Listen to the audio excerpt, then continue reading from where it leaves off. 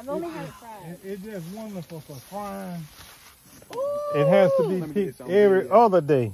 Now, if you put your hand on without a glove, it's spiky. It'll stick you. It's spiky. It'll stick you. You can grab one of them. Let her just grab one of them. I think I got a glove. Yeah. That's a small one.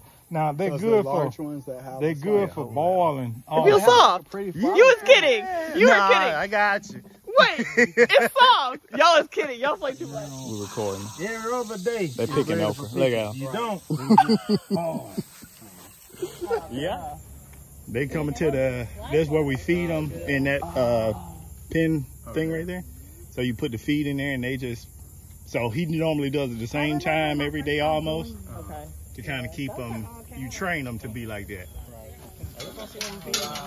You don't get all of them.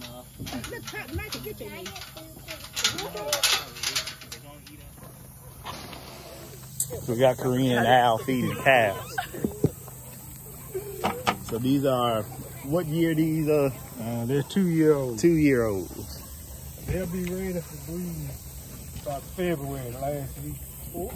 Wait. Yeah. You see the cow?